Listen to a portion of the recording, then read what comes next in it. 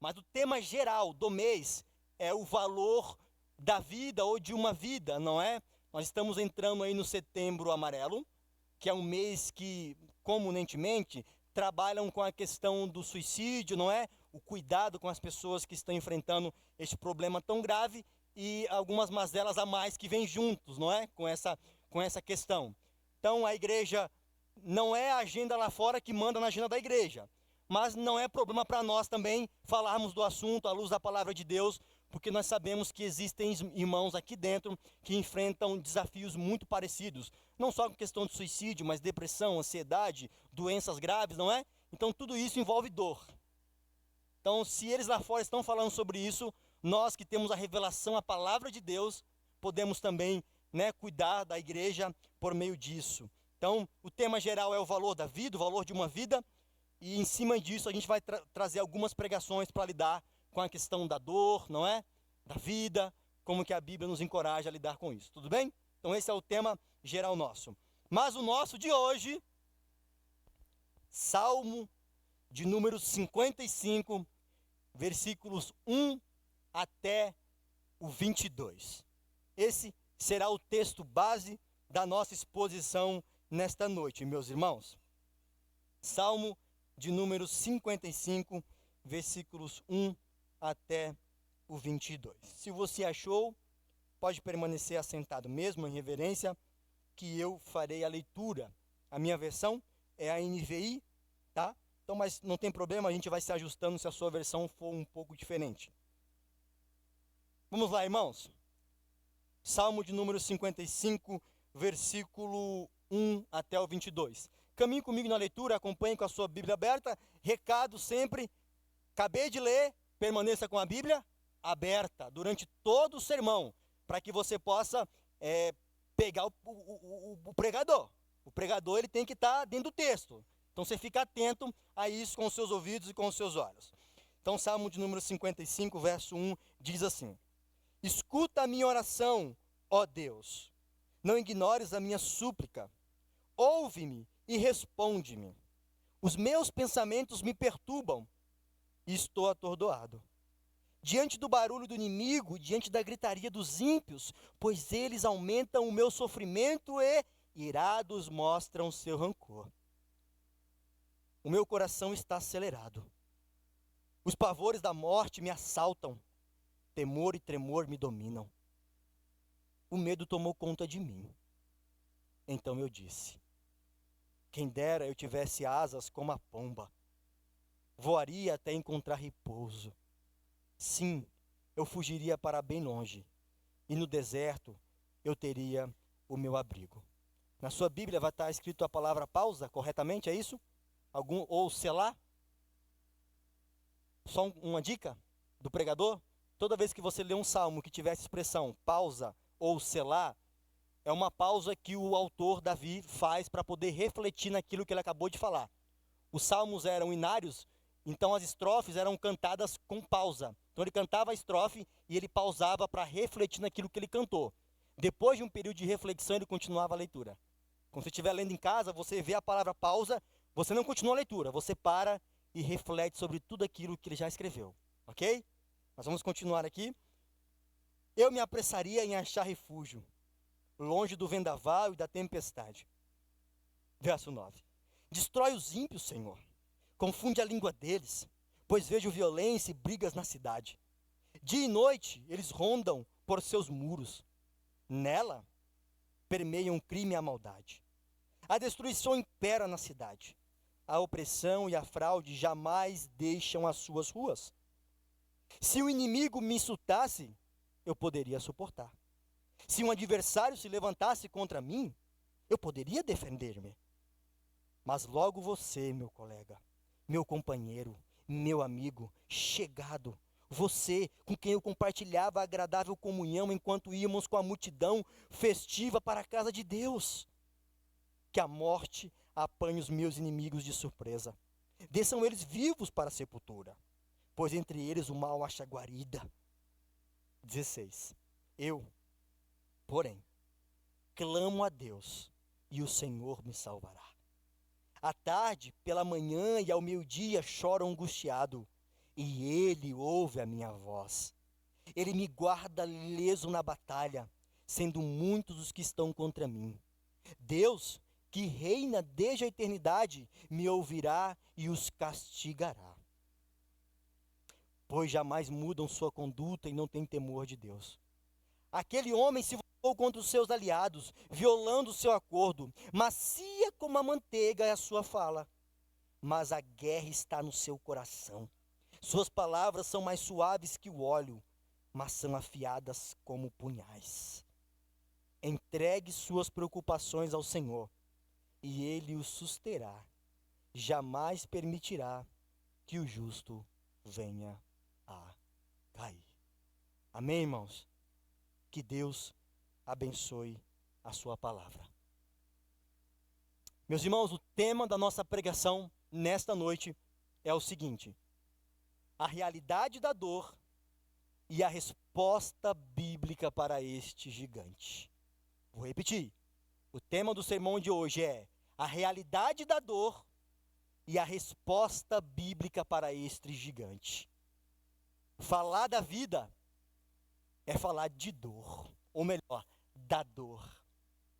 Falar da vida é falar deste gigante que nos assola dia e noite. Alguns até o fim de sua vida nessa presente existência. A dor, para muitos aqui, é uma companheira. E uma companheira difícil, dura. Ela está lá. Ela não pede senha, ela não pede CEP, ela não respeita a conta bancária, não respeita status social, não respeita a cor dos olhos, cor de pele, não respeita a dor, não respeita isso. Ela vem para todos. Só que quando ela vem, ela causa profundo sofrimento a nós, irmãos. E talvez vocês se identifiquem com o que eu estou falando a partir de agora. Irmãos, nós precisamos localizar a origem da dor. Você me pergunta, pastor, da onde vem esse trem da dor, de dor? De onde surge isso? E eu preciso levar você para Gênesis capítulo 2 e 3, na criação boa de Deus. Quando o intruso adentra a criação de Deus, chamado pecado. Então com ele vem consequências terríveis. Até o capítulo 3 de Gênesis, capítulo 3, ali até o verso 8, 9, tudo era bom segundo o Senhor, não lembram? O Senhor termina a sua criação, ele olha para a criação e ele diz, tudo é bom. É bom. Deus dá a mulher, a Adão, e Adão a sua mulher, e eles estão ali, e eles cultivam e trabalham no jardim, e o Senhor, segundo o texto bíblico, todas as viradas da tarde estava lá com eles, em comunhão. É bom negócio ali, irmãos. Porque o intruso ainda não chegou. Mas ele chegou. E em Gênesis capítulo 3, a partir do verso 7 e 8, depois da rebelião de Adão e Eva para com a ordem do seu Criador, a Bíblia diz que o pecado adentra na nossa existência e com ele muitas consequências terríveis. Vou lhes dar um exemplo de uma consequência do pecado quando ele adentra o mundo, lá em Gênesis. O Senhor diz assim para Adão que agora ele vai viver do suor dele e que a própria natureza vai criar espinhos, os abrolhos, lembram lá em Gênesis 3, no finalzinho? Que o trabalho dele vai ser duro agora por causa da queda. O texto de Gênesis também diz que houve uma ruptura entre Deus, Eva e Adão. Ora, o Senhor ia até eles e tinha comunhão. Depois da queda, o que eles fizeram depois que pecam? Se escondem daquele que eles nunca se esconderam. Houve uma ruptura entre o Criador e as criaturas. Eles estão escondidos atrás de uma árvore, como se Deus não soubesse que eles estivessem ali, não é? Mas Deus os chama porque Deus quer restaurá-los ainda, porque isso é graça. A graça não está só no Novo Testamento, a graça está em Gênesis, capítulo 3, versículo 15, quando Deus olha para a mulher e diz, mesmo após isso, de ti sairá um, que pisará e esmagará a cabeça da serpente. Isso é graça, irmãos. Deus podia ter fulminado Adão e Eva, mas mesmo assim ele derrama graça sobre eles. Mesmo com a entrada do pecado. A Bíblia diz também, lá em Gênesis 13, que há uma ruptura entre Adão e a criação. Agora até os animais se voltam contra Adão. É só você ir numa floresta e encontrar um bicho peçonhento, você vai ver a realidade do pecado. Ou seja, o pecado ele estraga não só a existência humana, mas também a existência criacional de Deus. Capítulo 4 de Gênesis, depois da entrada do pecado e suas consequências, Abel é morto por Caim. Eva enterra seu filho prometido. A dor chegou àquela mulher. Seu filho Abel, tão esperado, está morto pelo seu irmão. Isso é dor, irmãos. Se você já enterrou um filho aqui, eu não sei, você sabe exatamente do que eu estou falando. Mas não só um filho, se você já perdeu alguém muito querido, muito próximo, você sabe do que eu estou falando. A dor é real, irmãos. Ela adentrou no mundo por causa do pecado. Ela é uma consequência, ela é uma intrusa. Deus diz a Eva, Eva, agora multiplicarei as dores. Lembram disso? Multiplicarei suas dores de parto por causa da desobediência de vocês. Então há muitas rupturas em Gênesis 3. O pecado adentra e com ele muitas consequências. E uma dessas consequências, meus irmãos, é a dor. Falar do valor da vida é falar da dor. Dor que é uma realidade inevitável. Dor que é uma realidade viva e presente. Dor que alcança a todos. Os crentes não sofrem por causa de falta de fé, como dizem alguns. Os crentes sofrem por causa das consequências da queda. Não é uma questão de fé. Alguns dizem que se você está sofrendo é porque você não tem fé. Mentira isso. Isso é falso ensino. A dor é uma realidade presente, mas a dor não é uma realidade eterna. Lembrem-se disso até o final da pregação. A dor é uma realidade presente, é uma intrusa, mas ela não é e não será uma realidade eterna. A dor que adentrou em nossa existência por causa do pecado é a mesma dor que será extirpada por Cristo Jesus em sua segunda vinda. Não termine em Gênesis, mas termine em Apocalipse, capítulo 21 e 22. Quando o Senhor nos promete que não haverá mais dor, nem pranto, nem luto, nem morte, porque as velhas coisas se passaram. E o Senhor diz, eis que tudo faço novo. Irmãos, a Bíblia é um livro que não esconde a realidade da dor. Eu começo em Eva, no capítulo 4, e poderia citar vários exemplos de pessoas fiéis ao Senhor, no Antigo Testamento e no Novo Testamento, que enfrentaram a dor. Semana passada eu falei de uma mulher. Aquela mulher que enfrentou a dor, não é? Eu poderia falar de Maria aos pés da cruz e o seu filho mutilado, pendurado. Olhando filho e mãe. Vocês imaginam a cena?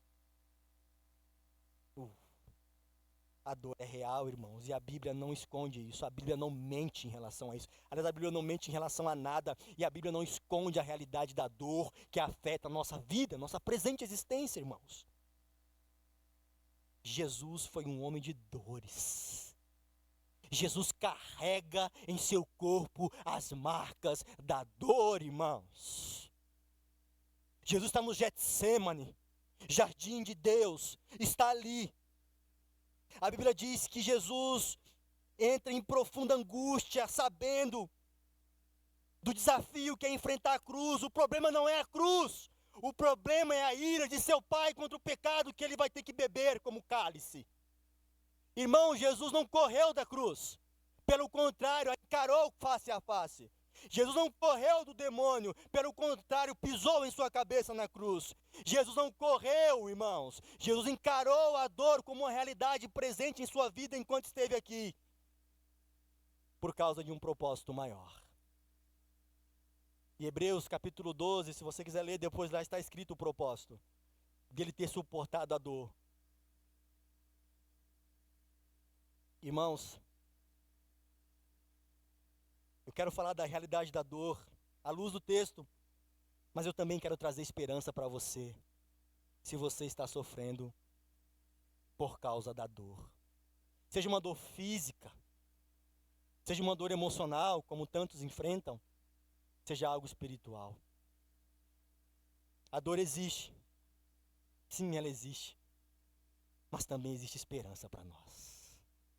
Existe esperança para você. Escute bem, você não está, como diziam os antigos, lembra aquela expressão, a Deus dará? Que era a ideia de que você, né? Tá por aí, tá por aí. Tá na mão do acaso. Não. A Deus dará, não. Você está nas mãos do Senhor, que te tem na palma das mãos dele. Te chama pelo nome e conhece as suas dores. Jesus é um sumo sacerdote, segundo Hebreus, que conhece a nossa dor. Jesus se compadece de você e de mim porque ele enfrentou tamanha dor. Eu quero trazer esperança para nós hoje, irmãos. É possível nós vencermos este gigante. Não por nós, mas por meio de Cristo, o nosso Senhor. Quero olhar para o texto com você. Salmo 55, algumas informações bem breves, tá? Introdutórias. O Salmo 55 é de autoria de Davi. Escreveu aí por mais de 70% de todos os salmos. Davi, o rei, um sábio e também um grande musicista, não é? Um grande autor. Davi é o autor dos salmos. E meus irmãos, se tem alguém que encarou a dor, mas encarou a dor mesmo, foi Davi. Tal como Jesus, Davi, no Antigo Testamento, é um homem de muitas dores. Ele diz em certo salmo: por que te abates, ó minha alma? Aquele homem está sofrendo. Por que te esmoreces, ele diz, dentro de mim? Espere em Deus, pois ainda o louvarei. É um homem que conhece a dor. Em um de seus salmos ele diz que ele sente a dor como que dentro dos seus ossos. É um homem que escreve este poema, esta música, olhando para a sua dor, mas nos trazendo também esperança. Eu desejo que você saia daqui, meus irmãos, nesses minutos que eu tenho, sabendo que sim, a dor é real, a dor existe, está presente, é inevitável, não tem como fugir desse trem, não dá, irmãos. Mas nós, o povo de Deus, temos esperança. E não é só uma esperança futura, mas uma esperança presente, porque o Senhor está conosco. Irmãos, enfrentar a dor com Jesus é diferente de enfrentar a dor sem Jesus. Vamos ao texto. À luz do texto, meus irmãos, eu quero trazer pelo menos 3 lições. Escutem bem, 3 lições que mostram que a dor é real, mas que há esperança para nós. 3 lições, irmãos, que mostram que a dor é real, mas existe uma esperança viva e verdadeira para nós, o povo de Deus, neste tempo presente. Amém, irmãos? Estão comigo? Vamos aos versos 4 e 5. Primeira lição, irmãos. Davi nos mostra a realidade da dor. Primeira lição. Davi nos mostra a realidade da dor. Vamos aos versos 4 e 5, que diz assim. Eu estou fungando porque eu me emocionei, irmãos, confesso, tá? Aí o nariz cria por isso que eu estou dando umas fungadas. Falar disso me emociona. 4 e 5. O meu coração está acelerado. Os pavores da morte me assaltam. Temor e tremor me dominam. O medo tomou conta de mim. Irmãos, quando Davi nos ensina que a dor é real, ele nos mostra algo muito importante. Davi é honesto com ele mesmo. Ele é honesto. Ele não rejeita a dor. no sentido de jogar ela para debaixo do tapete, sabe? Não, não existe, não. Não, a dor não é real, é coisa da minha cabeça. Não, não, não. Davi é honesto quanto à realidade da dor que está enfrentando. Irmãos, Davi nos mostra que a dor é real por meio da sua honestidade. Eu quero convidar você a fazer isso hoje também. Se você está sofrendo, não esconda isso. Primeiro, diante de Deus. E segundo, diante do povo de Deus que está com você. Davi diz, olha o que ele diz: o meu coração está acelerado. Será que você está assim hoje aqui por causa da sua ansiedade, da sua depressão, de uma enfermidade? Será que seu coração acelera ao ponto que parece que vai explodir dentro de você? Davi reconhece que o coração dele está acelerado.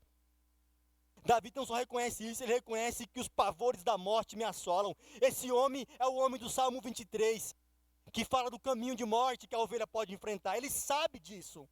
Os pavores da morte me assolam, estão ao meu redor. Davi também diz que o temor e o tremor dominam ele. Vocês estão percebendo o autoexame deste homem, à luz da sua dor? Temor e tremor me dominam. Ele não nega a existência da dor, irmãos. Ele é um homem honesto consigo mesmo. E ele termina dizendo: o medo tomou conta de mim. Existe uma possibilidade real que pessoas aqui dentro estejam dessa forma agora. O medo toma conta de mim. Nas madrugadas, quando não há ninguém com você, quando sua esposa, seu esposo, seus amigos, seus familiares, não há ninguém, então o medo ele vem, ele toma conta do seu coração, do seu pobre coração, ele toma conta, ele entra, ele te esmaga. É real, irmãos. Davi é um homem honesto. Mas Davi nos mostra a realidade da dor não só através da sua honestidade. Olha os versos 12 ao 14. Ele diz: se o inimigo me insultasse, eu poderia suportar. Se um adversário se levantasse contra mim, eu poderia defender-me. 13. Mas logo você, meu colega, meu companheiro, meu amigo chegado, você com quem eu partilhava agradável comunhão, enquanto íamos com a multidão festiva para a casa de Deus. Irmãos, Davi nos mostra que a dor é real, não só por sua honestidade, mas também revela que alguém muito próximo a ele é o causador dessa dor. Isso aqui é muito interessante, irmãos. Davi não só diz, minha dor é real, eu reconheço, mas ele também aponta um sujeito que está sendo o causador dessa dor. E quem é o causador da dor que Davi está enfrentando? Um amigo mais chegado que um irmão, como diz Provérbios. Olha como ele qualifica, volta para mim no 13, como ele qualifica esta pessoa. Meu colega, meu companheiro, meu amigo chegado. Irmãos, Davi é traído por alguém, companheiro, um colega, alguém que está ao lado dele. E isso é real para nós também. Às vezes, a pior traição é de quem está perto, é de quem é amigo, é de quem é colega, é de quem você confia e você é apunhalado. Davi não cita o nome da pessoa, mas ele cita alguém que está fazendo isso com ele. Ele foi traído. Mas Davi não só mostra a realidade da dor, e só um parênteses aqui, José foi traído pelos seus irmãos e vendido. Os de casa. Jesus foi traído por um amigo. A Bíblia não esconde que até os mais próximos podem nos trair. E quando eles nos traem, eles trazem dor. Sabe por quê? Porque nós amamos. E quem ama, sofre. Principalmente quando a traição vem de alguém de perto. Isso é real, irmãos. Obrigado, querido. Antes que desse uma caquinha aqui, né? E aí fica feio.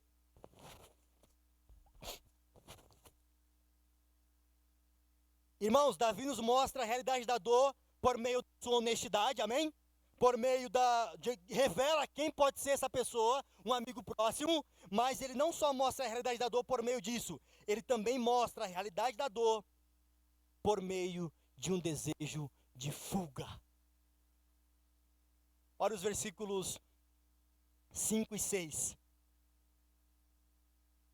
É isso? É. Vamos só no 6. Não, 5 e 6. Temor e tremor me dominam. O medo toma conta de mim. Então eu disse, Davi, quem dera eu tivesse asas como a pomba, voaria até encontrar repouso. Este homem que está enfrentando esta dor, causada por um amigo próximo, por um companheiro, em seu ápice de sofrimento, tal como muitos de nós, quer escapar da dor. Ele quer um descanso, ele quer um refrigério. Porque quem sente dor quer isso, irmãos. Não é verdade? Quer escapar. E ele usa a ilustração de uma pomba. Se eu tivesse asas, eu iria para bem longe. Longe da onde? Da dor. Longe da onde? Da dor, do medo, do pavor, da morte que o assola. Eu quero fugir disso, porque ele quer refrigério, irmãos. A dor é real para esse homem. Esse homem é honesto. Esse homem mostra quem está causando a dor. E esse homem, como eu e você, Davi era um homem como nós, também quer um refrigério, ele quer um escape dessa grande batalha. Então essa é a primeira lição. Davi nos mostra a realidade da dor. Segunda lição, irmãos. Lição número 2. Davi usou armas espirituais nesta batalha. Davi usou armas espirituais nesta batalha. Davi não só reconhece a realidade da dor, que é real, que é um fato, está ali, é um gigante, mas Davi agora usa meios corretos para lutar contra a dor. E vejam, quero abrir um parênteses aqui importante. Não estou dizendo que por meio da medicina, daquilo que Deus tem dado aos homens, nós não podemos buscar auxílio, ok? Não é isso. Estou dizendo que Davi, há 3.000 anos atrás, que não tinha nada disso, só tinha o Senhor a quem recorrer. E para enfrentar essa dor terrível, Davi usa os meios corretos. Davi usa armas espirituais. Vamos ao versículo 1, parte A. Davi clama através da oração. Olha o que ele diz. Escuta a minha oração, ó Deus. Irmãos, o primeiro meio, ou a primeira arma espiritual que Davi usa para enfrentar essa batalha, ele está solitário, ele está só, ele está sofrendo, não tem a quem recorrer. Ele é o rei. Ele vai recorrer a quem? Ele é o homem mais poderoso de Israel. Ele tem um exército em suas mãos, ele tem os recursos financeiros, ele tem os profetas, ele tem os sacerdotes, mas ele não recorre a isso neste momento. Ele busca na fonte correta. O seu Deus. E ele faz isso por meio da oração. Irmãos, a oração é uma arma poderosa que Deus deu à sua igreja, para que nós possamos enfrentar a dor. E você sabe do que eu estou falando, porque no momento de maior dor na sua vida, possivelmente você orou. Foi o único meio que você achou. Não havia para quem recorrer ou aonde recorrer. Havia apenas a sua voz, fraca e trêmula, buscando socorro no seu Senhor. E este é o grande segredo da vida cristã. Nós não temos oração forte. Nós temos um Deus forte. A mulher do fluxo de sangue orou em seu interior, em seu coração. Se eu apenas lhe tocar, serei curada. Não é? É isso, irmãos. Nós precisamos orar. Orar. E orar. Até que os céus se abram. E até que Deus nos visite, irmãos. Mais uma vez. Vem, Senhor. visita a minha vida, visita a minha casa, visita a minha família, socorre-me, Deus. Davi faz isso por meio da oração. Mas Davi não só clama a Deus através da oração. Versículo 1, a parte B nos ensina que Davi clama a Deus por atenção. É como um filho pequeno puxando ali a saia da mãe. Mãe, me ajuda. Mãe, me socorre. Ou o filho buscando o pai, seu porto seguro. Pai, ajuda-me. Olha o que ele diz. Escuta a minha oração. Não é a arma espiritual, a primeira. Não ignores a minha súplica. O oposto de ignorar, a ideia de ignorar é de não dar atenção. Davi está pedindo para Deus, Senhor, meu Deus, olhe para mim. Ele é um moribundo que está enfrentando a morte, uma dor terrível, ele não tem a quem recorrer. Então ele clama ao seu Deus, ele diz, Senhor, olhe para mim. Eu preciso do teu olhar, eu preciso da sua atenção. Senhor, inclina os teus ouvidos para mim. Talvez você já tenha feito isso, meu irmão, em algum momento da sua vida. Você está lá moribundo, doente, no leito, e não tem ninguém. Então você diz, Senhor, olhe para mim. Olhe para mim. Mas Davi busca a atenção do seu Deus. É isso que eu quero encorajar você e a mim, a nós. Clame a Deus por meio da oração, amém? Diga, Senhor, olhe para mim. Diga, Senhor, olhe para minha casa. Olhe para a nossa igreja. Olhe para o nosso país. Estão entendendo aqui, irmão? Senhor, olhe, coloque os teus ouvidos atentos ao nosso clamor. Ele quer a atenção da pessoa que pode resolver o seu problema, do seu Deus. Mas Davi usa também outra arma espiritual, não só a oração, e também a busca pela atenção divina. Verso 2, parte A, diz que Davi busca socorro. Olha o que ele diz, irmãos. Ouve-me e responde-me. Os meus pensamentos me perturbam. Estou atordoado diante do barulho do inimigo, diante da gritaria dos ímpios, pois eles aumentam o meu sofrimento e irados mostram o seu rancor. Irmãos, Davi começa, ouve-me, responde-me, e ele diz o porquê, não é? Ele não só diz, ouve-me, responde-me, mas ele diz o porquê. Senhor, por que eu quero que o Senhor me ouça e por que eu quero que o Senhor me responda? Porque os meus inimigos me rodeiam e querem me matar. Lembram? Ele é o rei. Ele tem um exército poderoso. Ele tem as muralhas de Jerusalém o protegendo. Ele tem sentinelas 24 horas por dia olhando o inimigo. Mas Davi sabe que isso não pode impedir o inimigo de invadir Israel. Porque Israel já foi invadida. Pelo menos 2 vezes nos cativeiros. Ele sabe disso. Então ele pede socorro àquele que é o único que pode socorrê-lo. Irmãos, vocês têm um privilégio enorme que bilhões de pessoas não têm.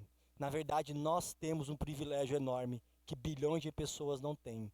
Nós podemos pedir socorro a Deus. Está percebendo o poder disso? Está percebendo que mesmo que saia um diagnóstico dizendo não tem jeito, pode ser, mas eu vou buscar socorro nele. Mesmo que digam fulano não tem jeito, fulano não muda, fulano é assim, fulano é assado, não tem jeito. E eu vou buscar no lugar correto, nele, no Senhor. Socorre-me, Deus.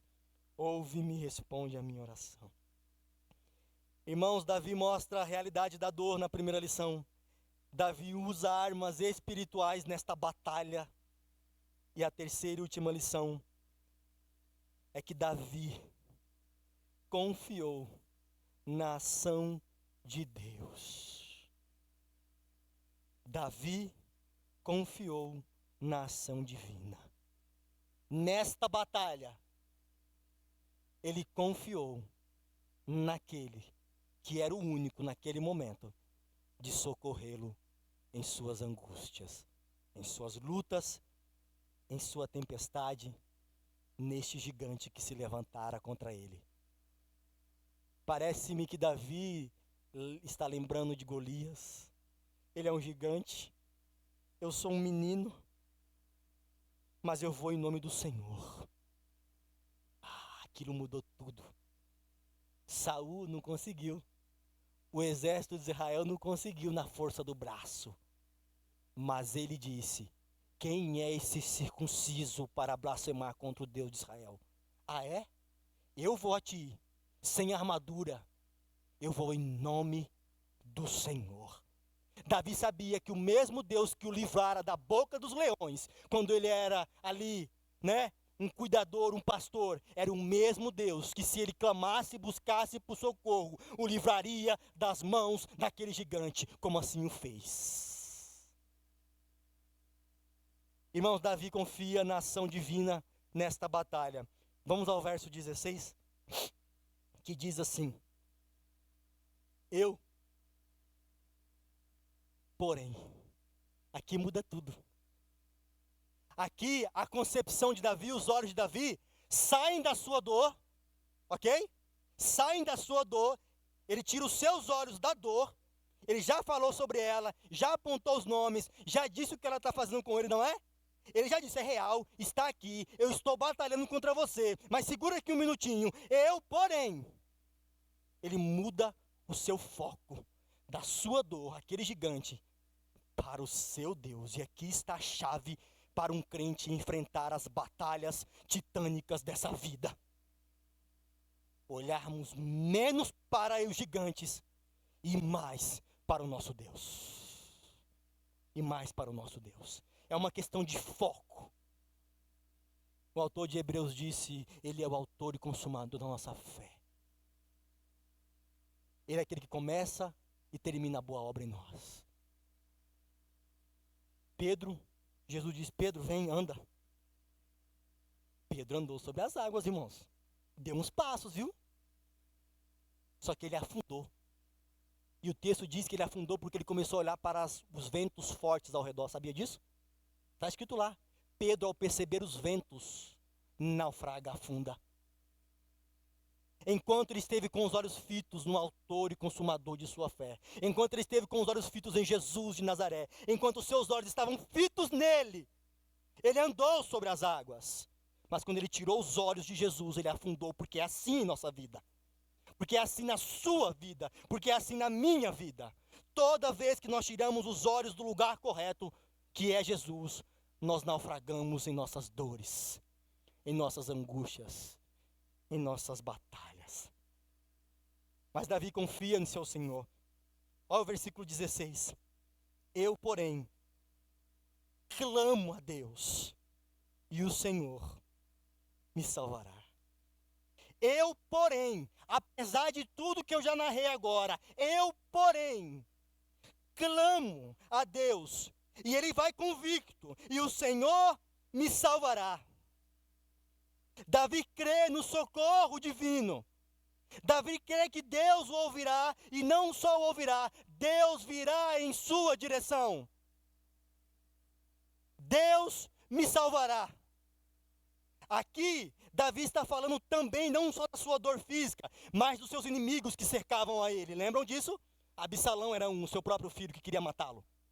Então existe aqui em Davi inimigos literais, os exércitos, seu filho que queriam matar. Mas também existem inimigos espirituais, existe batalha dentro dele, emocional. Esse homem está sofrendo de todas as formas. Mas mesmo em meio ao seu sofrimento, Davi diz, eu, porém, clamo ao Senhor. Deus me salvará. Será que você pode dizer isso?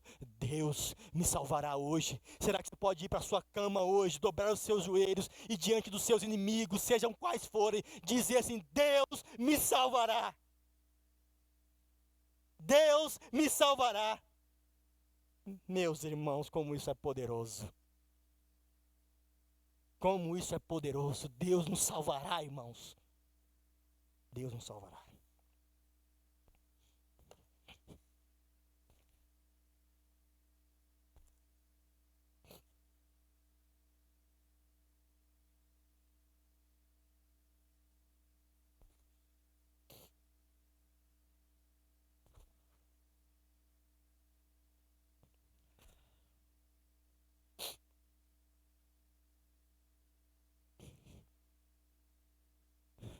Deus nos salvará, irmãos. Não importa de quem. A nossa vida está nas mãos do Senhor. Davi confia na ação divina nessa batalha. Davi crê no socorro divino, na salvação do seu Deus, no verso 16. Mas olha o verso 22. Olha o verso 22, olhemos, meus irmãos, ele diz: entregue suas preocupações ao Senhor, e Ele o susterá. Entregue suas preocupações ao Senhor, e Ele susterá você, e Ele sustentará você. Isso que é poderoso, irmãos. Nós precisamos depositar em Deus, irmãos, as nossas preocupações. Quantos de nós aqui, nós estamos indo dormir com nossas preocupações como travesseiro? Não faça isso, mas vá a Deus antes. Vá a Deus antes de dormir. Coloque diante do Senhor as suas preocupações. Coloque diante do Senhor os seus inimigos. Dê nome aos bois. Coloque diante do Senhor as suas preocupações, porque Ele guardará você, Ele vai te sustentar. Ele vai te sustentar. Davi crê, meus irmãos, no cuidado divino. Davi crê que Deus, o seu Senhor, está cuidando dele, irmãos. Será que você consegue perceber o cuidado de Deus na sua vida?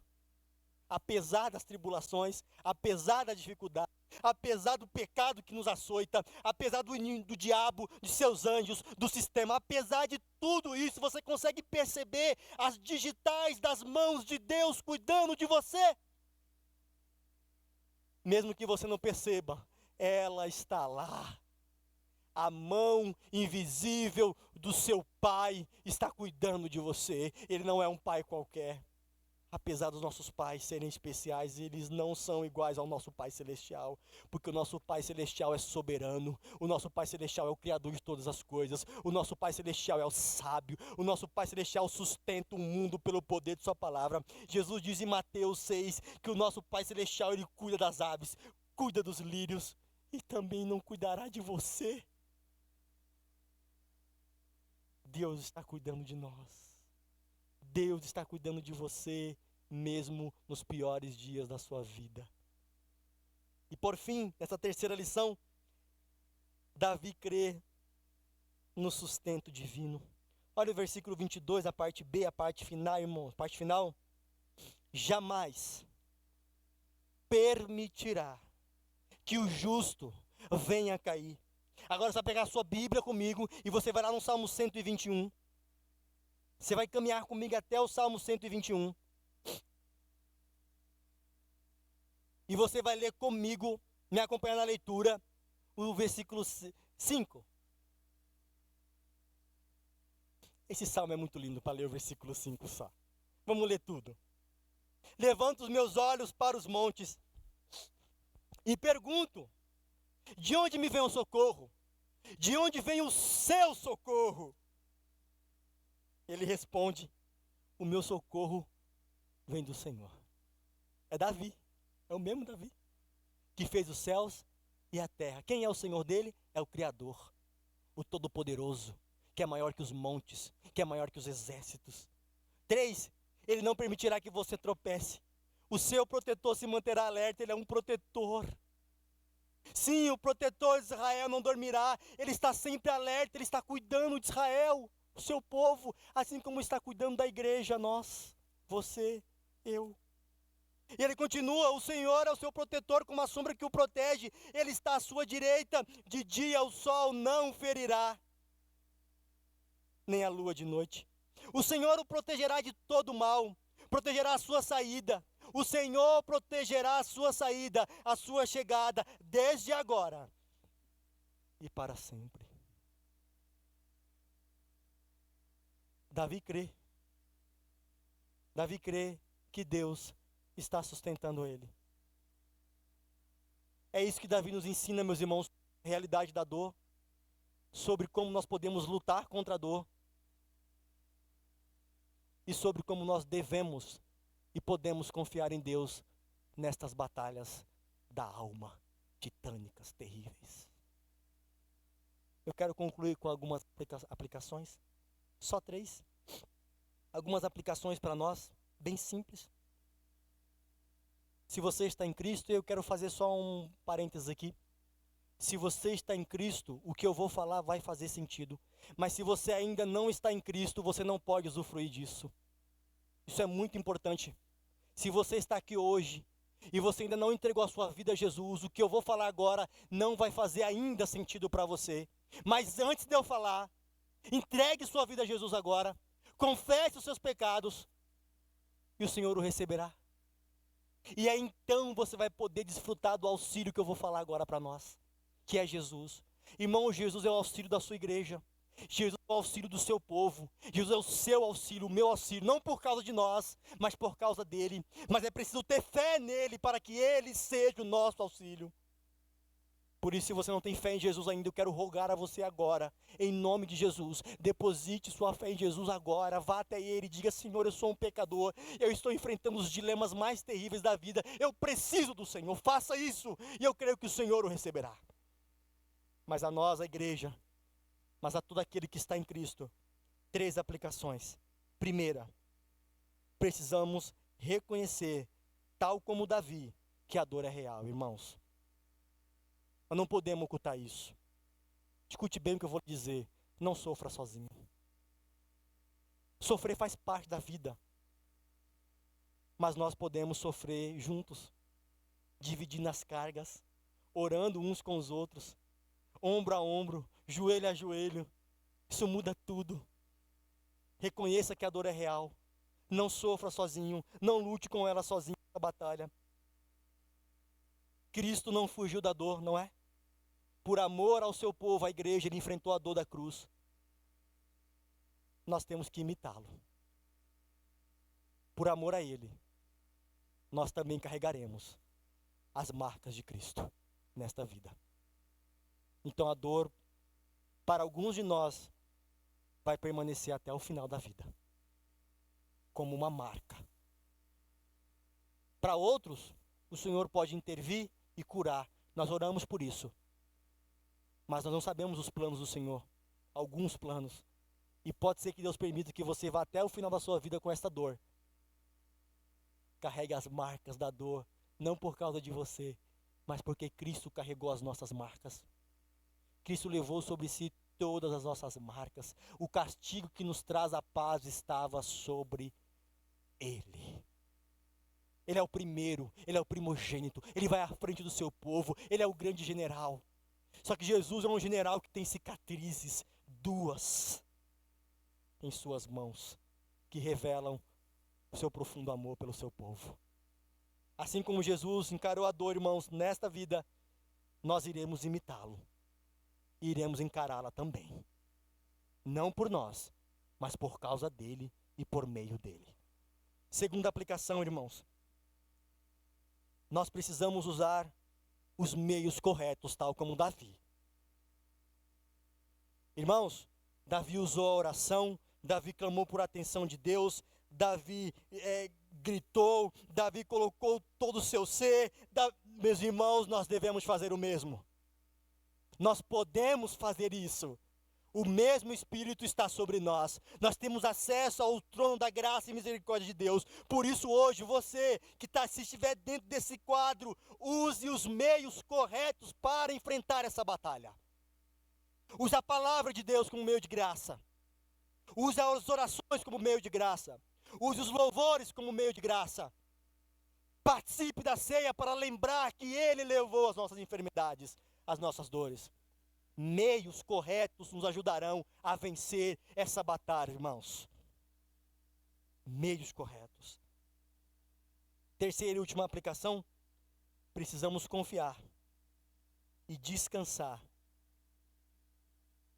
na forte mão de Deus, o nosso Pai. Precisamos confiar, irmãos. Confiar é confiar. Confiar não é dar o controle para Deus e pedir daqui a pouco o controle da sua vida.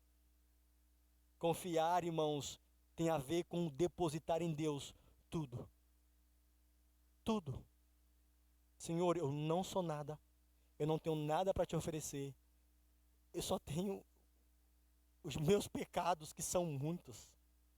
As minhas dores e mazelas, as minhas batalhas, que são muitos. Senhor, eu só tenho essa mochila. Lembra da mochila? É o que eu tenho, Senhor. É uma mochila pesada. Mas você pode fazer isso e dizer: mas eu confio em Ti. O Senhor é o Deus da minha salvação. O Senhor é o meu refúgio. É minha torre forte no dia de tempestade. O Senhor está no meu barco, e se Deus está em nosso barco, Cristo, Ele não vai virar. Não vai virar, porque Ele está lá. Ele é o nosso capitão. Ele é o nosso general. Ele é o nosso Senhor. Ele é o resgatador de nossas almas. Ele é o Cordeiro que morreu por nós. Ele é o sumo sacerdote que intercede dia e noite por mim e por você diante do Pai. Ele é. Confie nele. Mas confie de verdade. Confie com tudo que você tem. Não pela metade. Vá em direção ao Senhor. Confie que a forte mão poderosa de Deus está cuidando de você. Mesmo que ninguém esteja ao seu lado, mesmo que o gigante seja muito grande, a mão paternal de Deus, soberana, cheia de graça e misericórdia, está cuidando de você. Está cuidando de você, mesmo que você não veja, a mão dele está lá. Quero orar para encerrarmos. Quero orar. Quero convidar você a colocar diante de Deus. Talvez dar nome, não é? Aos seus gigantes. Dar nome à sua dor, às suas batalhas, àquela tempestade que se levanta, não sei. Mas eu quero encorajar você a dizer a Deus, ao céu: Senhor, eu tenho esperança e minha esperança está em Ti. Minha esperança está no Senhor. Eu vou, por alguns minutos, fazer uma oração silenciosa. Peço que todos façam também. Uma oração silenciosa, você e Deus. E depois eu faço uma oração para fechar. Então, ore a Deus neste momento, de forma silenciosa, você e o Senhor. E depois eu termino com uma oração minha.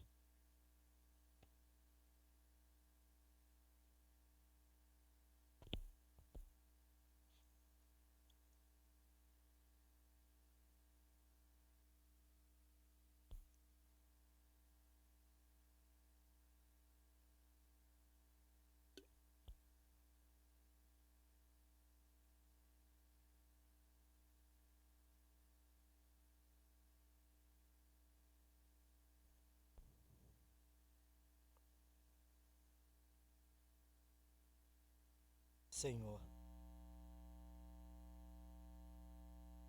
eis o teu povo aqui presente.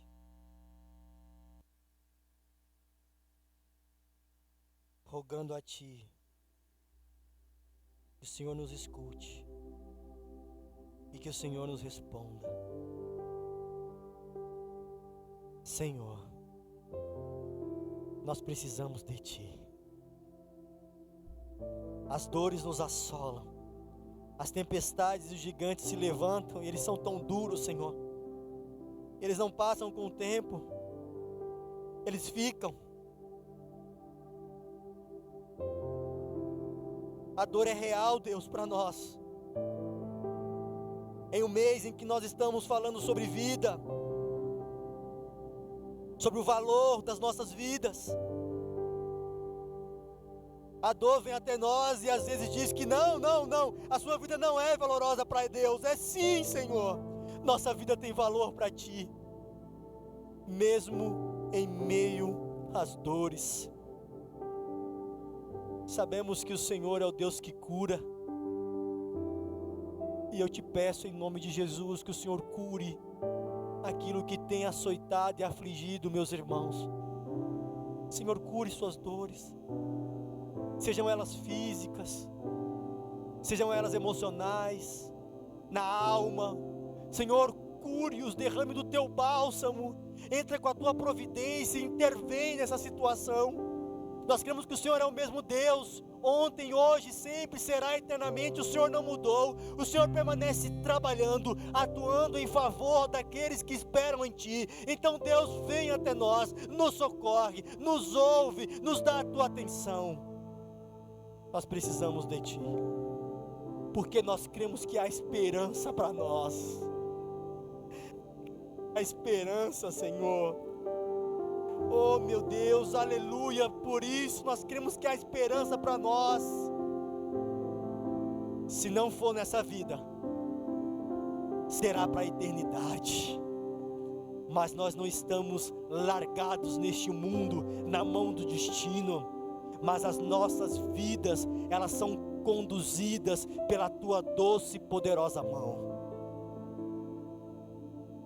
Nós somos o Teu povo, e o Senhor é o nosso Deus. Amém, amém e amém.